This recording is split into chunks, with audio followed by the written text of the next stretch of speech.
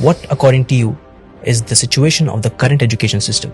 Okay, very interesting question, and this might take like 5 minutes for me to answer this No question. worries, all yours. I think let me divide this into 4 to 5 points. I think पहला तो ये कि जो हमारे पास आज education system हमारे India में है, क्या ये हमारा अपना एजुकेशन सिस्टम है? Sadly no. This education system was left behind by the Britishers. British ने जो एजुकेशन सिस्टम हमें दिया है वही आज हमारे पास है, with little changes in it. अब ब्रिटिश की एजुकेशन सिस्टम करती क्या है? ये एजुकेशन सिस्टम बनाता है जॉब सीकर्स, ये एजुकेशन सिस्टम बनाता है कॉर्पोरेट स्लेव्स. तो ब्रिटिश ने एक ऐसा एजुकेशन सिस्टम लाया, ऐसे लोग मिल सके जो उनको क्वेश्चन ना कर सके, ऐसे लोग मिल सके जो क्रिटिकल थिंकिंग ना कर सके. तो ब्रिटिश की एजुकेशन सिस्टम आपको कॉर्पोरेट स्लेव्स बनाती है, ब्रिटिश की एजुकेशन सिस्टम हमें जॉब सीकर्स बनाती है. But India today needs job providers. दूसरी जो गड़बड़ी हमारे एजुकेशन सिस्टम में क्रीप कर गई वो ये कि हमने पूरी एकेडमिक्स को पास और फेल के मयार पे लाके खड़ा कर दिया. Interesting. कि आप पढ़ाई करते हैं सीखने के लिए नहीं, आप पढ़ाई करते हैं पास या फेल होने के लिए. तो उससे होता क्या है? मेरे जैसा एक कमजोर बच्चा क्लास 1 में मैथ्स में 40 लाता है तो मुझसे कहा जाता है कि आप मैथ्स में पास हो गए. फिर मैं क्लास 2 में जाता हूँ, फिर मैं 40 लाता हूँ तो कहा जाता है कि आप मैथ्स में फिर से पास हो गए. तो यानी मैं 60 नंबर जो नहीं ला पाया तो 60% में नहीं सीख पाया. ये 60% बिना सीखे मैं क्लास 2 में गया, फिर 60% बिना सीखे मैं क्लास 3 में गया, फिर 60% बिना सीखे मैं क्लास 4 में गया. इसी तरह मैं क्लास 10 पहुंच जाता हूँ और 600% मेरे एजुकेशन में लूप रह गए, मेरे एजुकेशन में कमी रह गई. क्योंकि मुझे ये बताया गया कि पढ़ते सीखने के लिए नहीं है. मेरे एकेडमिक्स को लर्निंग परसेंटेज पे नहीं लाया गया, मेरे पढ़ने को पास या फेल पर लाकर मुझे 0 बना दिया गया. क्योंकि मैं पास होकर डिग्री तो ले लूंगा और मुझे जॉब भी मिल जाएगी और फिर किसी कॉर्पोरेट वर्ल्ड में मैं गुलामी के लिए पहुंच जाऊंगा. तो एकेडमिक्स को पास और फेल से निकालना होगा बाहर हमें और लर्निंग परसेंटेज पे लाना होगा. किसी ने 40 लाया तो 40% सीखा आपने, 60% नहीं सीखा आपने. सीखे फिर आगे बढ़े, जितना सीख सकते हैं सीखे अपने कैलिबर के हिसाब से, फिर आगे बढ़े. अगर आप 99 लाते हैं तो 99% सीखा आपने, आप टॉप नहीं कर गए. 99% सीखा आपने, 1% अभी भी नहीं सीखा आपने.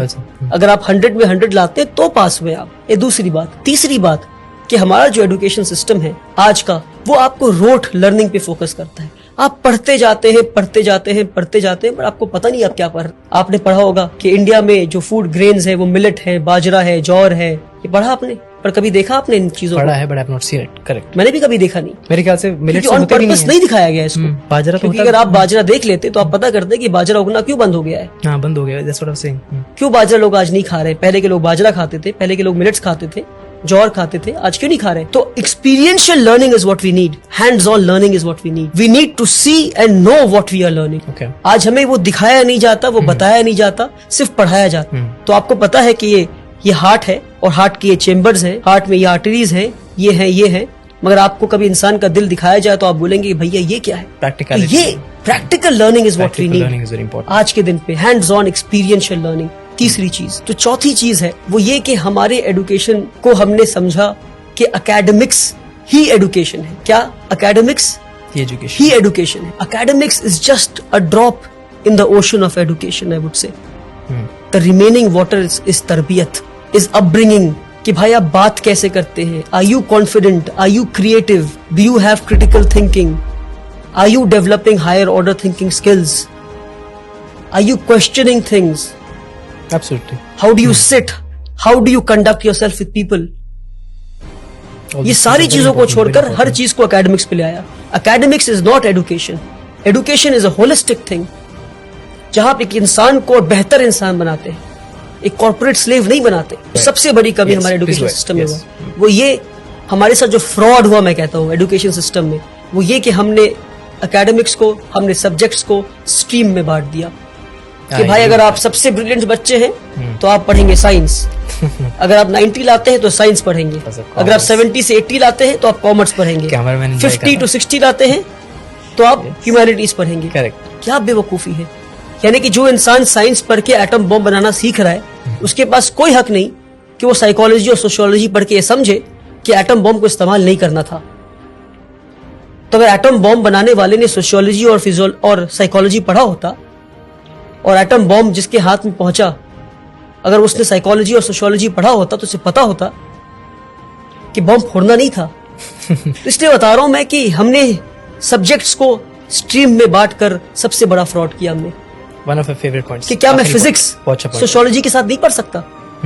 क्या मैं केमिस्ट्री हिस्ट्री के साथ नहीं पढ़ सकता? क्यों नहीं पढ़ सकता? अच्छा, कि अगर मैं आखिरी बात, अगर हाँ, मैं please, साइंस पढ़ रहा हूं मैं, तो क्या मेरे पास हक नहीं कि मैं अकाउंट्स भी पढ़ूं मैं? तो आज जरूरी है मल्टी डिसिप्लिनरी लर्निंग का. But you're an expert of one thing. If people ask that, what would you say? You can have majors and minors. Yes, that's the answer. You need to have the hang of almost all the subjects. Makes sense. You need to learn accountancy. You need to know economics. You need to know history. You need to know sociology. You need to know psychology. You can be an expert of history, but you need to know the basics of physics. पर हमारे साथ ये fraud किया गया. आप physics पढ़ेंगे पर आप हिस्ट्री नहीं पढ़ सकते. आप सोशियोलॉजी पढ़ेंगे पर आप केमिस्ट्री नहीं पढ़ सकते. Okay. क्यों किया हमारे साथ ये फ्रॉड आपने? क्यों? क्योंकि आपको कॉर्पोरेट स्लेव्स चाहिए थे. आपको इजी वे बच्चों को देना था कि भाई ये पढ़ो, नंबर लाओ, पास हो, टॉपर बनो, आके हमें सर्व करो. सैडली